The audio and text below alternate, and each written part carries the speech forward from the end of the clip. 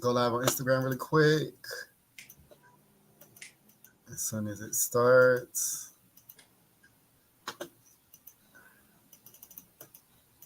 Live. Oh, it's counting down.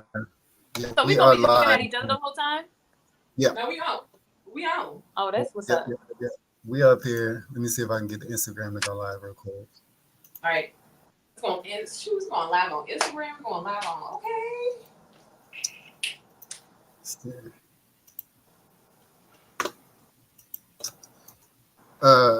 Thrice United.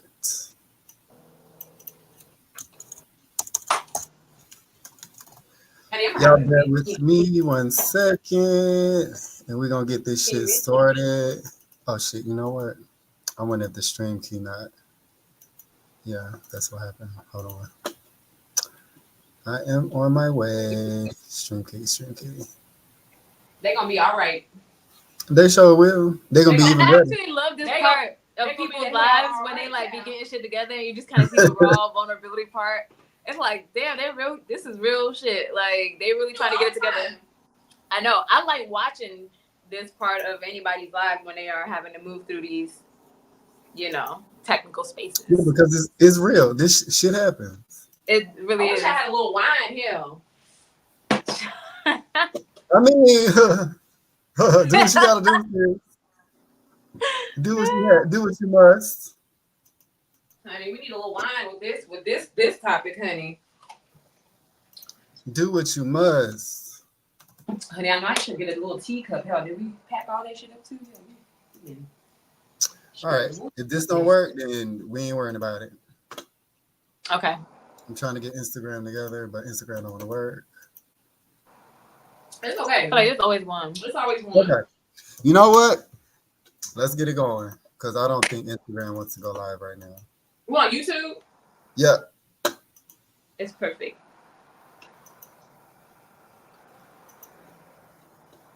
All right. You know what? Instagram don't want to work, so we're going to go ahead and get this shit started. So anyway, we want to welcome everybody in. We are so excited to start this journey. 3 powerhouses have come together. Myself, Oracle J, Queen Koni, and Jeid the Jedi. We have collectively come together for one cause, which is healing.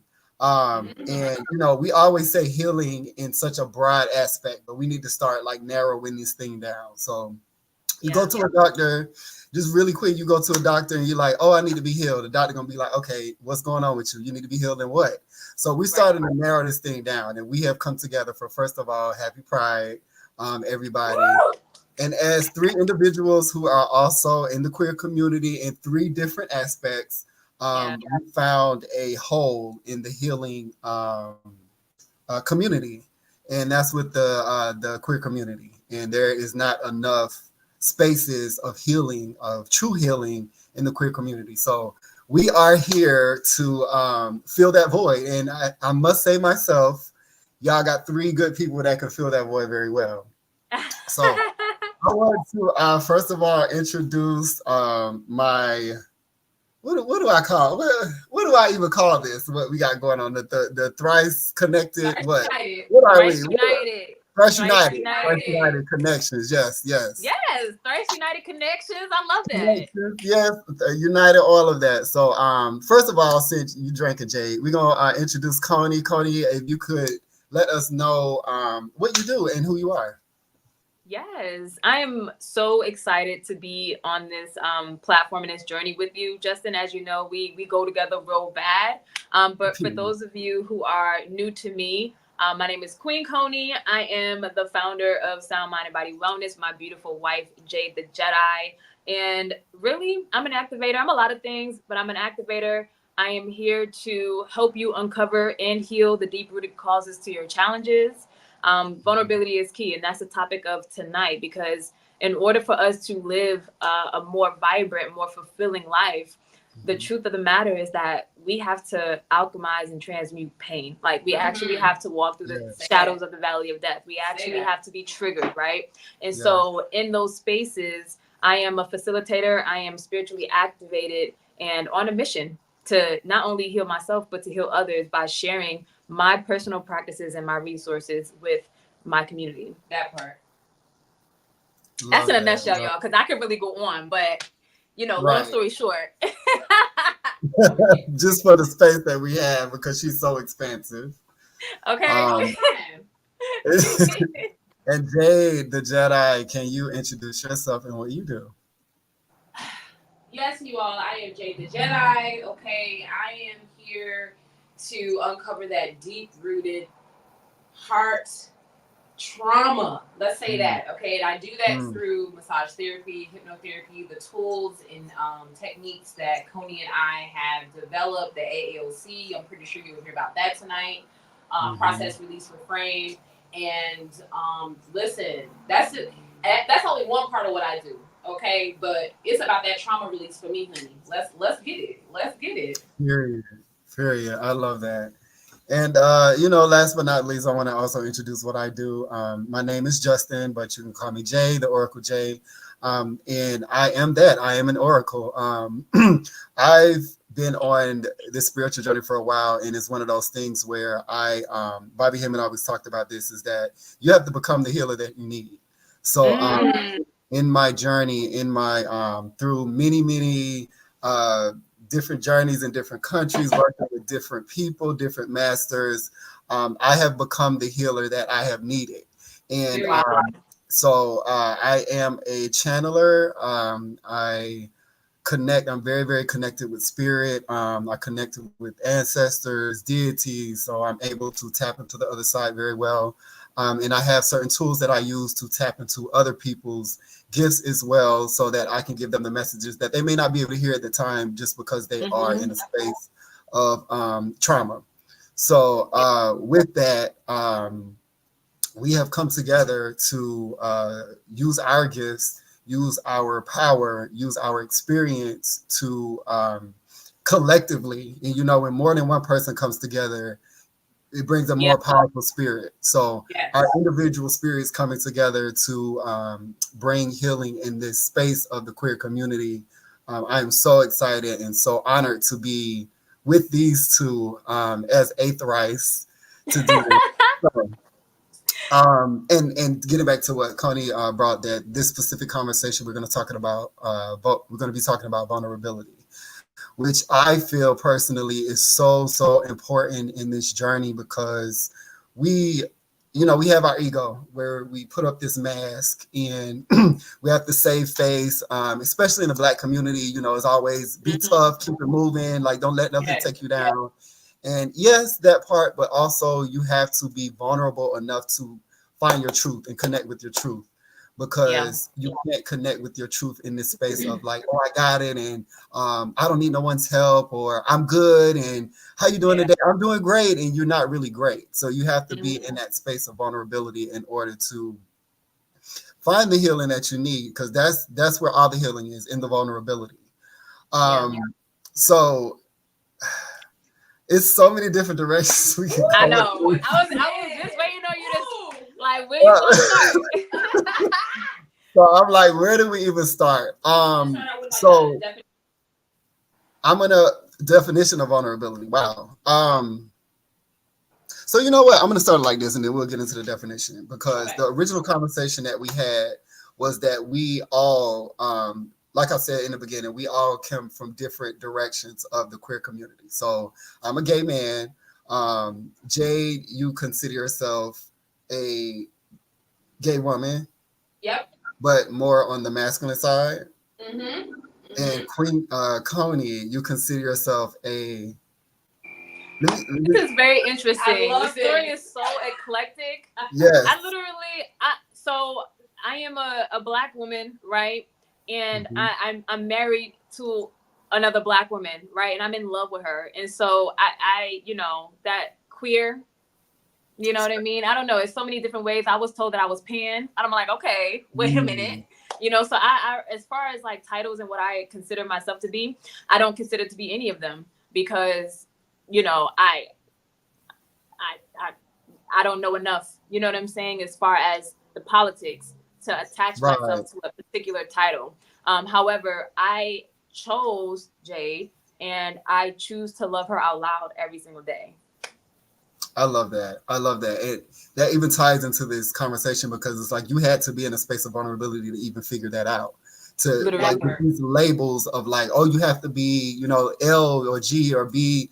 You might not be one of those things, or you might be that now, and it might change you as you grow and Right. evolve. You figure out like where you fit in the best, and that Right. even goes into vulnerability. But thank you both for sharing that beautiful insight about who you are and who you connect with or how you connect. But one thing that we all figured out along our journey is in the spaces where there are a lot of queer people, it's almost like a collective space of trauma where no one's really healing themselves, but they're all just like collectively like, okay, we're gonna all be in trauma together and that's okay. And Yeah. I'm gonna talk a little bit about my story, then I'm gonna let y'all Please. tap in about your individual story and we'll tie it together. But me, when I first was accepting that I am gay, that I do like the same sex, and consider myself in the gay community, because for a long time I blocked that. I didn't accept that about myself, just because of society. That's really all it had to do with. I never really had a chance to discover that myself because I was so bombarded with, this is what society says you have to be. This is what is accepted. So I never got a chance to really accept that myself. So in that space, I was discovering. So I was in the gay community a lot, going out to clubs, going to events where it was a lot of gay people around me. And I didn't realize it at the time. I knew something was off. I didn't know that, but I didn't know what it was. But I knew that in those spaces, it was a lot of substance abuse, a lot of drinking, a lot of drugs, a lot of unhealthy sex. I will say it in that way. And promiscuity. Is that a word, promiscuity? Yeah, So, a lot of fucking. Okay, I'm trying to be politically correct, but let's get into it. It's a lot of fucking. Everybody fucking every fucking body. Why? Because we're trying to find well, I'm gonna speak for myself. I was trying to find that love. I was trying to find that acceptance. So I was trying to find it through through alcohol, feeling the feelings that I didn't want to feel. So I'm drinking all the time. I'm trying to find it through sex. I'm trying to find that connection that I'm missing. So I'm messing with everybody and any and everybody until it becomes sloppy. When I ain't go too far now, because I'm a classy bitch. But I did do a little one too while I was in that space. And a lot of which I didn't tap too far into because that just wasn't my thing. A lot of drugs, and there is nothing wrong with these things, but when you abuse them because you're running from a space that needs to be healed, that's when it becomes a problem. And what I've noticed is that space never really evolved. Like, I'm still seeing the same people doing the same thing. They're just getting older. That's the only thing that's changing, is the age of the people. The environment isn't changing. And I noticed this everywhere. Like, it's not just in one space. It's all across the country.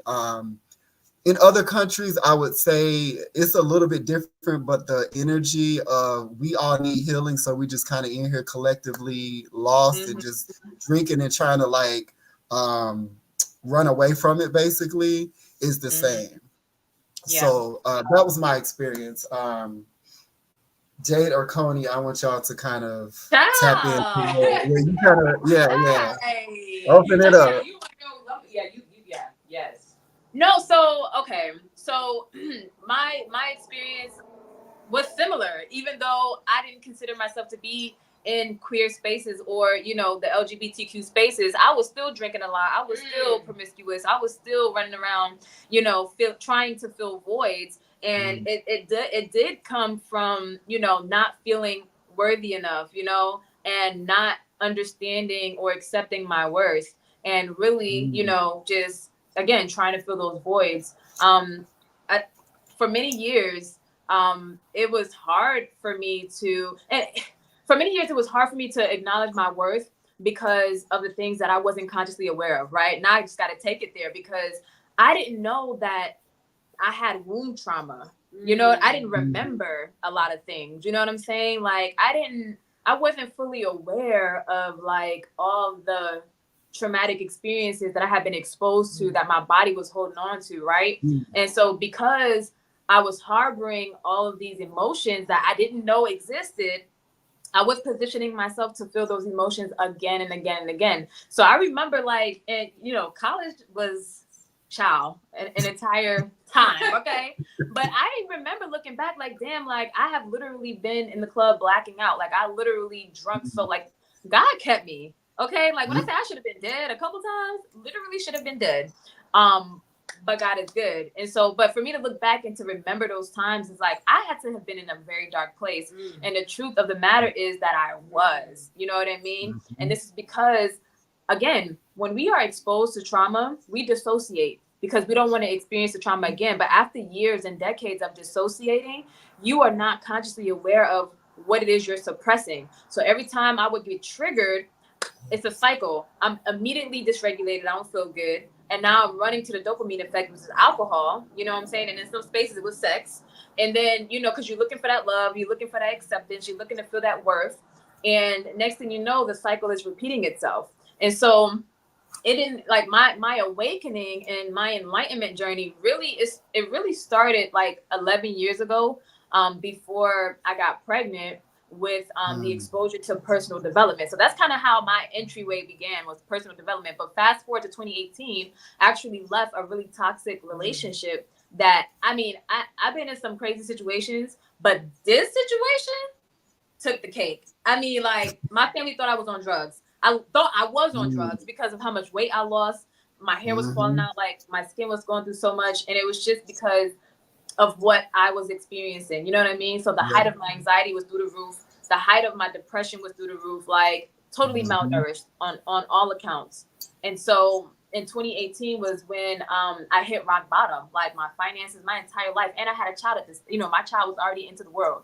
And so once that moment in time came for me, it was like my tire got tired. Like I just needed something different. And that was when people, places, things, opportunities, YouTube and books started to come into my reality that gave me more options, more different perspectives, different concepts. That's when I became exposed to energy and, and how that works. And from that moment in time, I was vulnerable. I was in a vulnerable space, like in all areas, because it was my surrender. It was just like I had enough and I can't live like this no more. And so I'm willing to do whatever it takes to make a difference. And so as soon as I stated that intention, it literally happened. And from then I discovered over the course of 5 years that vulnerability is actually key. So Jay, go ahead and give the definition of vulnerability real quick. No, just say it. You don't gotta go and grab it. I remember it. I don't remember it. Girl, now you know memory. Or you give your definition. How about that? Give your definition. What do you feel vulnerability is? Oh, I love that. So before I knew what vulnerability was, I really truly thought vulnerability was just speaking like the truth and just speaking, from a place of like, this is what happened to me, this is what it is, like just giving the tea, being completely authentic, with that. That's my definition of it. That was how I thought I was vulnerable.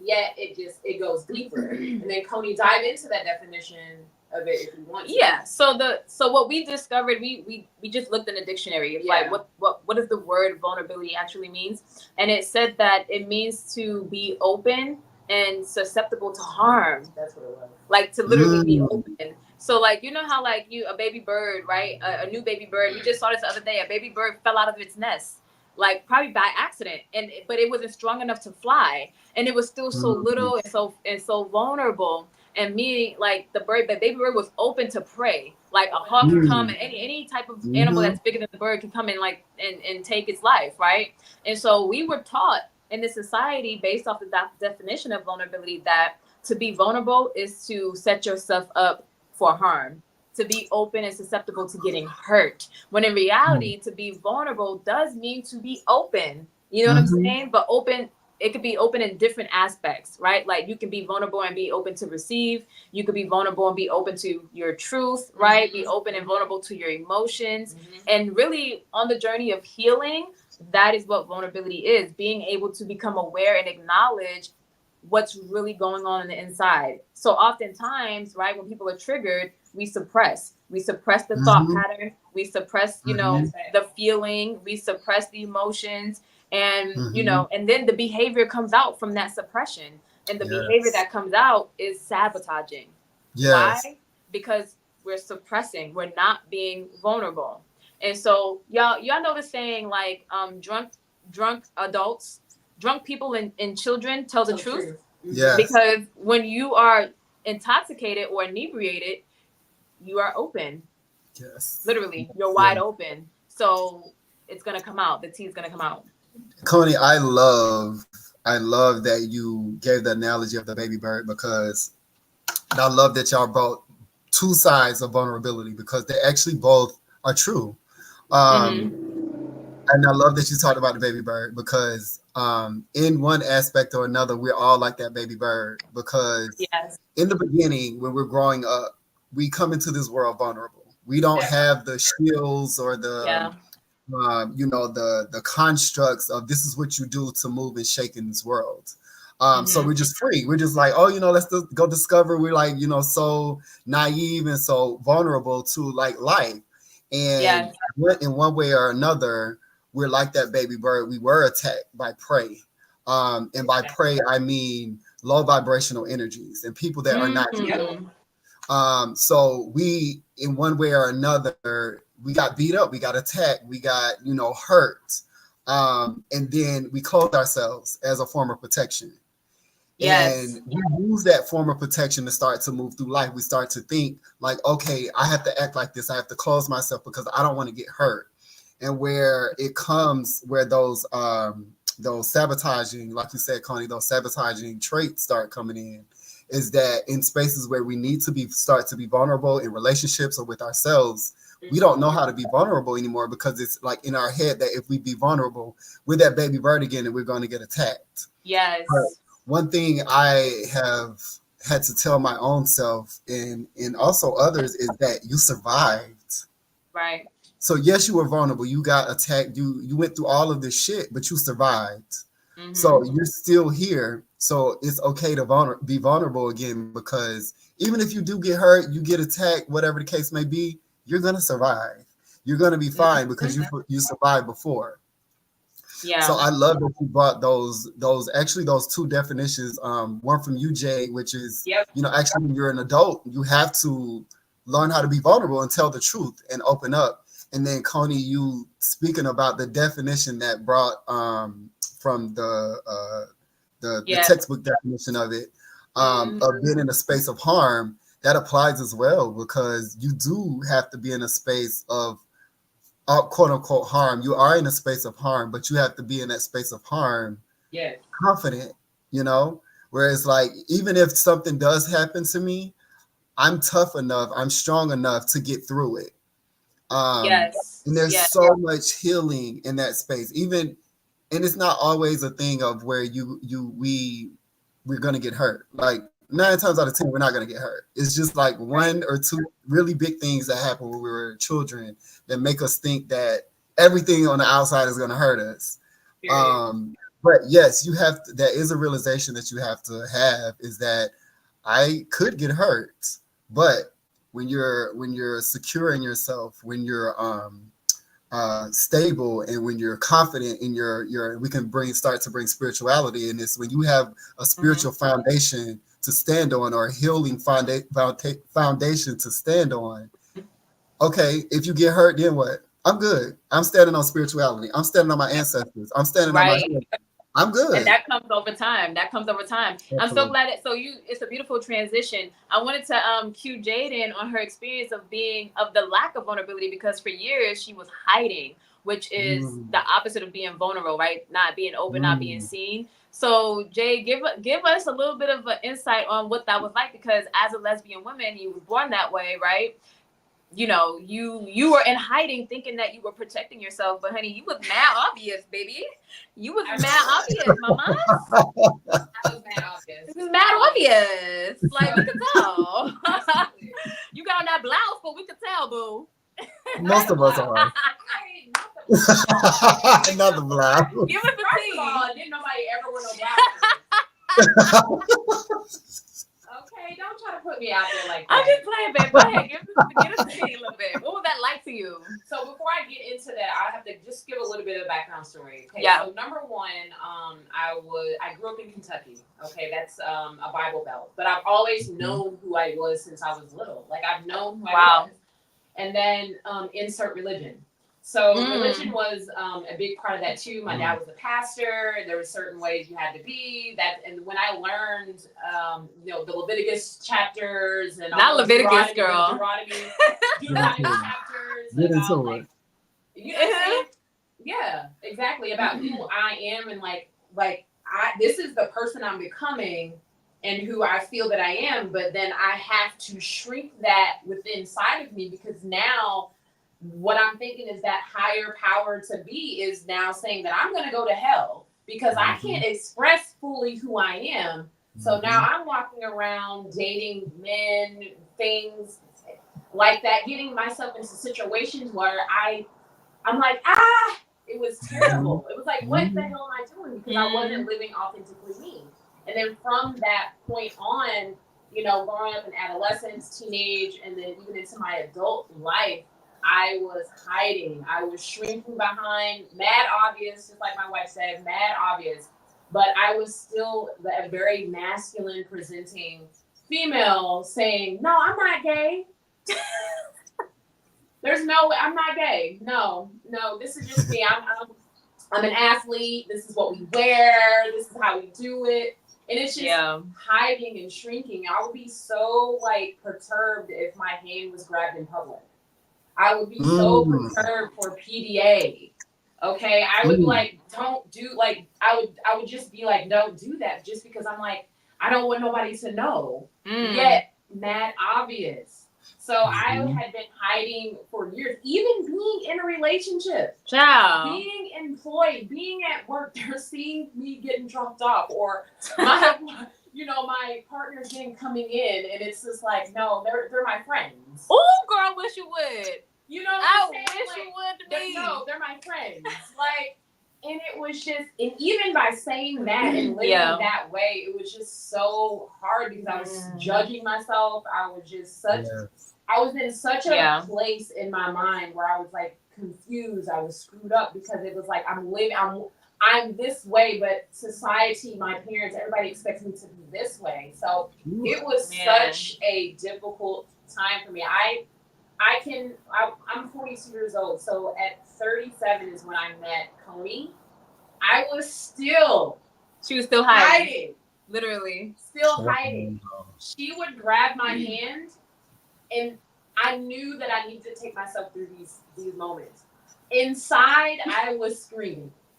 I had no idea. I was screaming.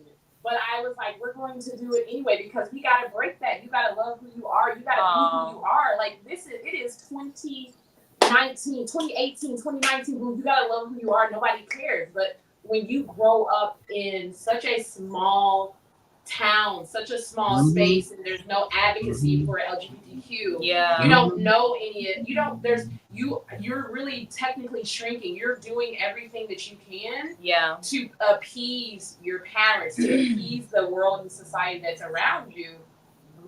Whole time, your spirit is being damaged. Yeah, whole time you're doing everything to not be seen too. Not be seen. Seen. Oh my God. Thank you, child. Thank you for talking about that, Jeid. I want to add in my journey as well because I also connect very much so with you, Jeid, in that aspect. And I love that we have this trio of not all of us in the same space. Yeah. All of us gay men or all of us lesbian women, we have such a different journey to come to one space, which is so beautiful. But and some of these things that are coming up, I want us to take note of because these are the things that are collectively happening in the queer community. And one big thing that you talked about, Jeid, is hiding yourself. And I grew up in South Carolina. I feel like, again, the Bible Belt. And for me, it didn't start off, I will say, as religion for me. It came off from the religion from my parents. because I'm not a religious person. I'm a very spiritual person. I grab what I need from every aspect of life. So there's no one specific system, whether it's religious or spirituality, that's going to make me only be that. That's not my personality.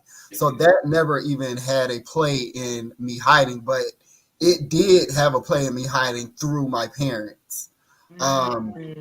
And through society, because that was the environment that I was in.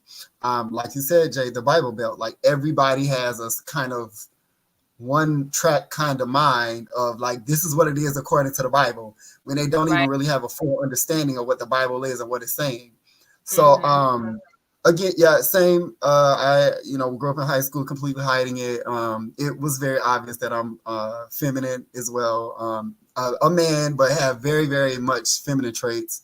And you had the people that were like, is he gay? Or oh, I think he gay and all this shit. And even me saying the word gay, I'm still, which is why I like the word queer, because when I hear the word gay when I was growing up, it's like somebody every time I heard it's like somebody stabbed me in the heart, because the way they said it and the energy that came off of them was like, gay people are the scum of the earth. So that's how I felt. Like every time I would hear that word, it was just like, like every time, like, no, I'm not it. I'm not that. I'm not that. That's not me, And like you said, Jade, I denied it. I dated girls because, of course, we're attractive people. It has nothing to do with the physical. Energetically, we're very attractive people. So people want to be in our space. People want to gravitate towards us. So it's just who you choose. In that aspect, it's who you choose. So, I chose to be around women because that made me feel safe in this environment. If I had a girl, and then it's like, oh, now everybody's comfortable. Oh, Justin's with a girl, he's not gay. Oh, wow. Everything's okay. So I went through that period for a long time, until like my last year of high school, when I'm like laughing telling the story because the person that this happened with, they're totally on the other side of things. But anyway, I'll explain that later. It was always something that I felt. I never acted upon it. It was just like, this is between me and me. I'm never gonna let this out because I don't feel safe. And I had someone come on to me, and we started a man obviously, and or a guy, a boy at the time. And it's like it kind of opened the door of like, this is me. Like, okay, this is really who I am. So, I started, going into the journey, but it like you said, Jade, it still wasn't a safe space. So I continued to hide it. It was something that, you can consider the download community. Like I did it, but it was behind closed doors. You could forget public display of affection. You can forget that shit.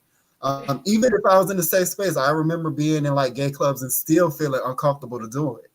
So it's like it was an internal thing of not showing up because I don't feel safe.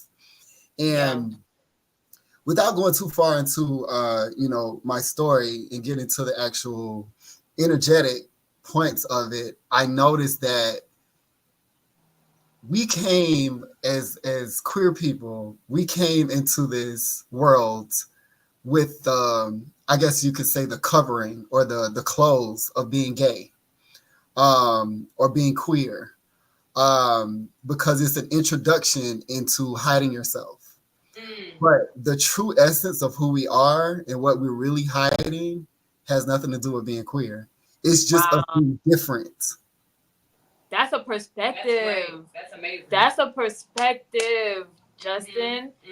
Woo! And the reason why I say that is because if you are hiding in one aspect of your life, i.e. sexuality, then that hiding is going to pour into every other aspect of life. You're going to be hiding. It's going to show up in other areas. So that's a perspective, yo. And I used to always tell Jade, like, people like you, the androgyny, it feels like to me that y'all are the closest thing to Crystal's energy, unconditional love. And I'm like, and I question, like, I wonder if that's why society has them on the lowest part of the totem pole, because they are really the closest thing to Christ, because queer people really are unconditional love. It's like they're the people, y'all are the ones that like love unconditionally from what I see, and accept, and you know what I mean? Like, and I would always tell her this perspective, like, yo, people like you that I've met personally and that I could feel energetically feel like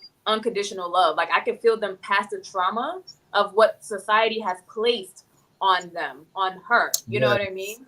And so it's interesting that you say that y'all come through clothes as, you know, gay people to hide, not the fact that you're gay, but to hide your true essence, which to me is unconditional love, Crystal's energy, Christ energy. It's justified by belief, like the concept that I had this whole time. I love that. I never thought about it like the unconditional love. And then if you think about the whole you know, in the queer, the saying like love is love. We're all about love who you want to, you know, love everybody, and like no judgment. because when you go to these spaces where it's basically I want to make sure I clarify when I'm speaking about religion. Religion isn't, because it's also a thing of like down in religion in the spiritual community. Religion has been warped. It's politics. Politics, yes. The politics of religion has caused religion to be diluted because spirituality it always starts as spirituality, and then you take a piece and you go deeper, and then it becomes a religion that's more so of a discipline. Because in spirituality, you have to discipline your mind, you have to discipline yourself in order to tap into certain energies. So specifically Christianity is more tapping into that Christ energy. But because of the politics of it, it's and I love that you brought up politics. That's such a perfect word, Koni. The politics of it takes away the essence. So when we talk about religion, and I kind of lost my train of thought of where I was going, but basically I was talking about love. I lost my train of thought. Let's talk about something else. It'll come back. Child. I forgot where I was going with that. I was gonna say too, like with the politics of religion, right? You said that it takes away the essence of, and I was gonna fill in the connection with infinite source creator and God, because religion is for me, in my personal experience, was a foundation for me. It was how I even grew, or you know, if even how I discovered that, you know, God was real, right? God was in my life through religion. So I always give thanks to how I was brought up. However, growing up and finding God for myself and doing the thing that they tell you not to do, which is to question God, I've also discovered like, wow, religion is also deeply rooted in patriarchy, colonialism, and you know, and it's literally politics to keep people separated from themselves, from the God within. Because if you truly believe that God is within you and that you are an extension of God or a child of God, then why are we being condemned to hell for being who God created us to be? And religion doesn't teach vulnerability either. Well, religion doesn't teach a lot of things. It doesn't. And you know that's where I was going. The politics and religion actually stops you from loving. So it's all about this judgment thing. This is where I was going. I knew it would come back. When you get into a religion and you have all these how do I say this? In the way that we've been taught, they're like these rules. Like you have to act like this, you have to be like this, you have to think like this in order to get to God, which is in essence love, that source of love, that infinite, that's where we all came from. But there is, in religion, it's almost like there are these rules that if you do this, you're disconnected from God, or if you're like this, you're disconnected from God. And it's like, being queer or gay is just one thing, but there's a whole, I don't want to say it's a whole Bible, but the way it's been taught is there is a whole Bible full of rules that say if you do one little thing, your ass is going to hell. You're not going to God, and you're going to be condemned forever. So that's where, in the space that we're in this vibration of earth, that's where we have become. We've taken religion and fucking warped that shit to the point where it's like, if you do one thing wrong, you're disconnected from the source that is love. So going back to what you were saying, Koni, that queer people are connected to that unconditional love. It's so funny that, you know, the Christ energy in the Bible speaks about unconditional love and being with Christ, but you have the people that come in the closest, or I'm not going to say the closest, but maybe outwardly like projecting the unconditional love, those are the worst of the whole part of the Bible, like it's way down there in the, so it's like, it's a manipulation thing. Like it's just a big mind fuck of who you are, which is all of that is very, very disconnected from what the truth is. And, this is where we start to bring spirituality in, because it's in spirituality. And basically, my definition of spirituality is just learning who the fuck you are in your spiritual essence. It's not a rule. It's not it's not a box. It's this infinite journey. Whether you're in earth or not, it's this infinite journey of connecting to who you are as a spirit. So with that, it's like, how can you put these rules and these constructs of who we are? But and then I'm gonna let we gonna kind of channel this. I'm gonna let y'all get into it, because it's so many ways we can go at this, and I want us to stay on topic. Because this is a series, y'all. This is a series of conversations. This is the first conversation out of many. Yes, and there are a lot of topics that has already come up that we can dive into, but it happened again. Damn. It's okay. Okay. Jay, what were you gonna say? No, me. So what I was gonna say really quickly, as far as like even with religion and then even with my sexuality, I was angry with God for a very, very long time. Yeah, that's true. And in essence, angry with myself. So I was angry with God. So like, there's so many times I was on my knees crying and say, "Take this shit away from me, because honey, I don't want it. I don't need it, and why?" Wow. So it's like, why would you make me this way when I'm the most hated, when I'm the most damned, you know what I'm saying? And I'm the most ridiculed. Like, why? So my journey back to God, back to myself, has been a journey indeed. Okay, because I'm telling you what, you would not find me in a mosque, in a church, in somebody's spiritual anything, because I was so upset. I was just so angry. So I basically walked through life aimlessly, just like a nomad, feeling like I didn't have any type of connection. Every decision I made, I felt like it was the wrong one. No support, nobody by me, which of course we know in the background, your spirit team is with you. They're always whispering in your ear. They're always leading you to, the right steps, the right, leading you to the right people all the time. But my mental was like, no, we're not doing this. Right. Then it just came, I was on drugs and stuff too, y'all. I'm not even gonna play. I've been there, done that.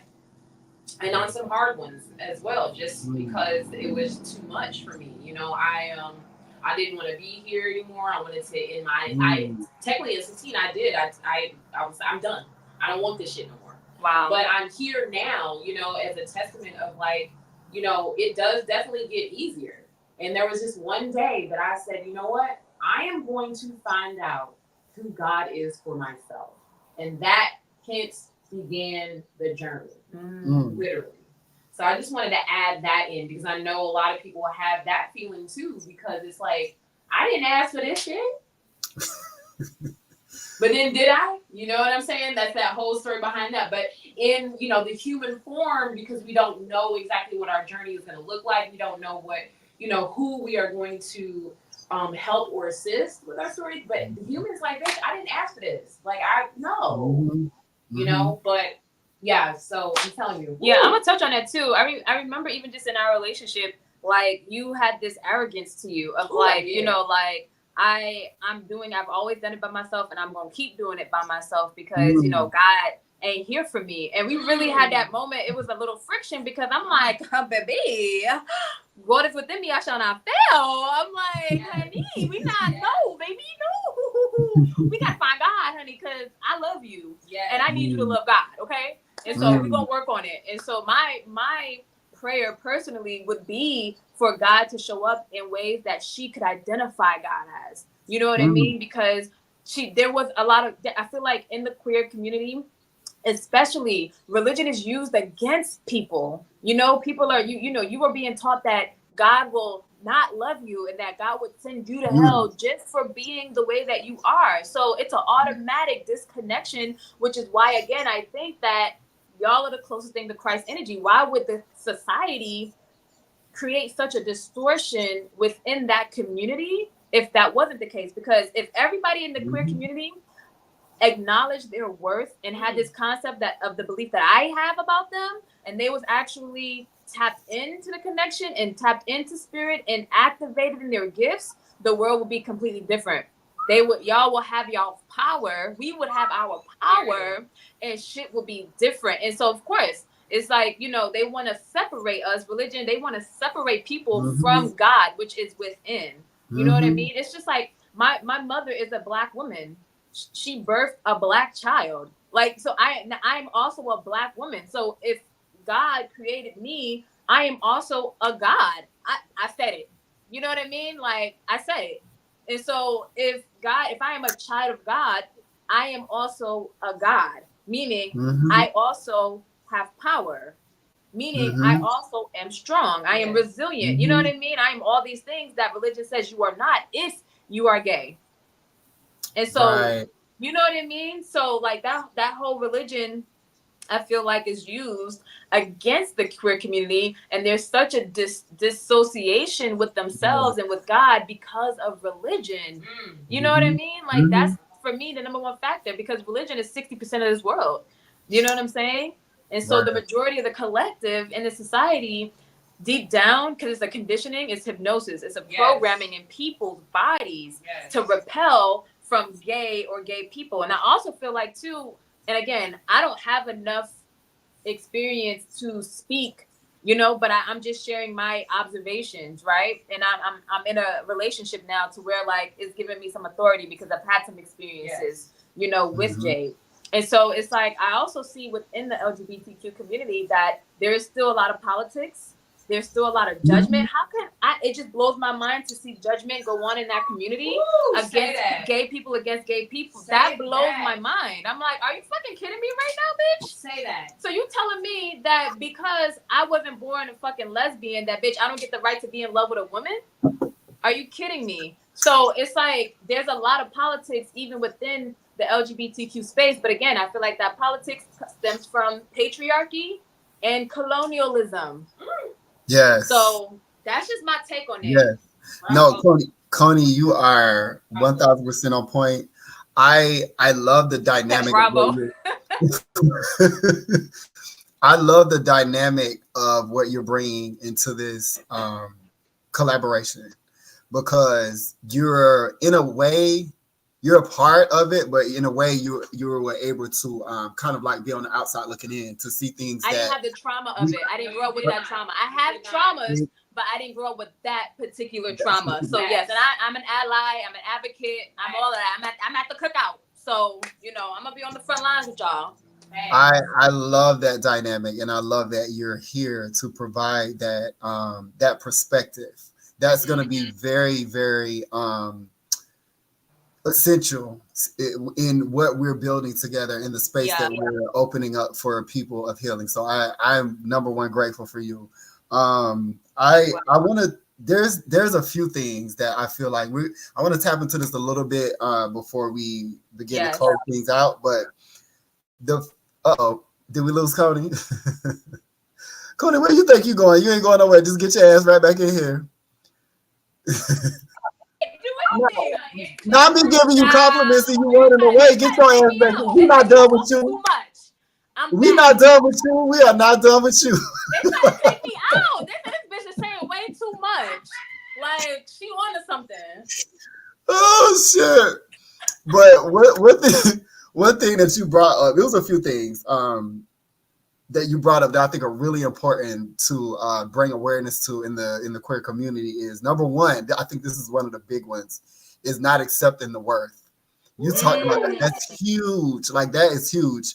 The dopamine effect. I wrote that down. The dopamine effect. huge. And then the judgment. I want to talk a little bit. I feel like they all kind of tie into each other. Yes. But the accepting the worth, I feel like, is one of the most important things to tap into as far as the healing. Because like you mentioned, Koni, and it's funny that you mentioned that from looking from the outside looking in. And I love that is because of the disconnect that we have created with ourselves because of it's almost like the entire world saying that you are the condemned people from God. And I feel like I said, in my experience, it wasn't something that I heard a lot. Yes, it came up in church. Yes, you had people saying things, but the energy, it's the energy. Because I am an oracle, I always have been an oracle that can read, see, feel energy. It was always the energy of, if you're gay or if you're not straight,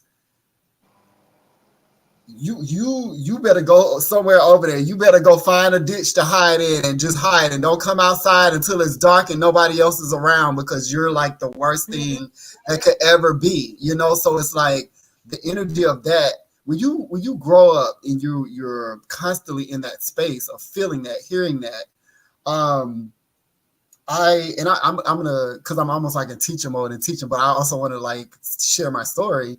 Right. Is you start telling yourself that, like, okay, maybe I am, and you know, even if you get off of the fact that I'm going to hell, because at one point I'm like, well, you know what, fuck it, if I'm going to hell, let's just ride this bitch out. I'm gonna have a good time before I go. Right. So, but that mentality of something's wrong with me. Like, this isn't right. This isn't what I'm supposed to be.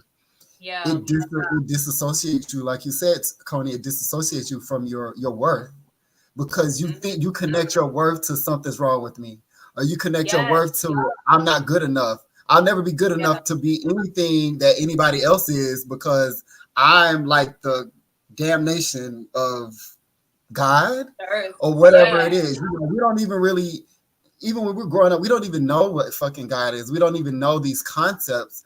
But that's why I always, and as an oracle, I always get down to the energy, because people don't have to say anything. Their energy speaks. And I felt that all the time. So I started saying, well, if everybody feel like this, it must be true. So that's just who I am. And I'm just going to walk around doing the bare minimum to fit in, you know, get a regular job, you know, have a girlfriend, you know, go to work and come home, and that this is good enough. Like, and then go out and get a drink or whatever, because this is what everybody else is doing. Because I remember having an epiphany of, in those periods of me drinking all the time and just doing crazy shit. It was a lot of anger that used to come out, a lot of anger, and just coming to this realization of like, I don't really know why I'm doing this. I'm just doing this because everybody else is doing it. Wow. So yes, a lot of it was me disassociating, me not wanting to feel that I'm not accepted, because even in the spaces of the queer community, I didn't feel accepted, because I knew that it was a part of me that knew that this isn't it. Like, y'all want to drink and go out every fucking day. Like, I don't want to do that. But because I felt like, okay, I'm a queer, I'm a queer person, and I'm gay, this is where I belong. I didn't feel like I belonged there either. Wow. So like, okay, where the fuck do I belong? And like you said it, Jay, you felt like a nomad, just like going everywhere, like trying to figure out where you fit in at. And I did the same thing. Like, I was like, okay, it took me a while to like kind of step out of that. And I want to say like gay spaces. I don't want to say it like that, but it's like, y'all know what I mean by gay spaces. Yes, it's like, absolutely. You know, it's like that, beautiful spaces, but the other part of it where it's just like constantly running from your feelings and running from your life and running from the shit that you really have to deal with, avoidance, and the dopamine effect. It's all the dopamine effect. Like, I feel pain, so let me find dopamine. Let me go have sex. Let me find somebody to have sex with tonight. Let me find the first drink I can find in the damn. Where the bar? You wanted. Where the bar? I need to feel. Exactly. No, it's so true, Justin. I just now am getting into these spaces, as we are showing up to be seen so that we can be a resource in our own community, right? And so me, for the first time being in these spaces, I literally am seeing what you're saying right now when it comes to like that dopamine effect and like the suppression, right? Like people are so susceptible to, alcohol and cannabis and whatever, you know what I'm saying, like substances, because it's just like you said earlier, like attaching your worth to unworthiness. Like I literally am going to drink, I'm going to do the bare minimum, I'm going to do this, I'm going to do that, or whatever, to suppress. And it's mind-blowing because it's like that today, like currently. It's a record on repeat. Yeah, I'm like in every single space that we've been in, I'm like, wow. Yeah, and it's like, you're right. It's a record on the repeat. It's like the same people doing the same shit. You might have one or two that come in as new, and you'd be like, oh, who is that? And I also noticed that too. When I would go into new spaces, they're like, oh, this is a new person. Let's all go run over there and grab at that energy. That part. Oh, wow. So, it's I want to start wrapping it up because we get on the hour mark. We want to keep this. We don't want to bombard y'all with too much because this is a lot of it's a lot of information because we are bringing our individual expertise in at one time, so it could be a lot to process. So I don't want to bombard everybody that's in the queer community with this information, but I want to start like wrapping things up. But we definitely going to have to continue with that space of unworthiness, of the judgment, because that when you feel unworthy, you are very, very, you become very, very, and I have become very, very sensitive to judgment, because it's like, am I doing it right? And as soon as somebody gives you, and sometimes it's not even judgment, it's just them speaking the truth. You go in like, and I need to speak for myself. I'm going in like, oh, I did it wrong. Let me fix it. Something's wrong with me. I didn't do it right. Let me go and fix it. Let me go in and change it. When it was just you being yourself. Right. So getting back to that space of like acceptance, or connecting to that space of acceptance, of worthiness, of everything you are is not, there's nothing about you that's bad. Nothing. Everything, what you are is what you're supposed to be. Everything, your essence, your energy, whatever you do is needed. Absolutely. I love that so much. This conversation was so big. I was going to ask you, and I'm going to share one takeaway, but what is one takeaway that you can give the community, because you've gotten out of that space, so it's a little bit easier to talk about it being on the other side. But for those of our brothers and sisters that are still, moving through the suffering and the survival, like what's something that you can give them in support of them being on the other side of that worthiness? I feel that the first thing I can give them is what we're doing right now, is bringing awareness. Because what I didn't have when I was in those spaces, I had to run into the wall and hit my head. So just like you said, Koni, you had a horrible relationship that took me to hell. Okay, you talking about go to hell? No, I've been there already. So okay, let's go visit. I'll go visit.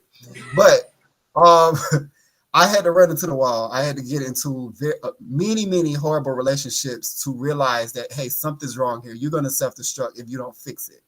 If you don't figure out what's going on here, you're going to self-destruct. So what I didn't have is I had nobody, as many people as I met and as many places as I went in this community, the queer community, that talked about this, that talked about healing.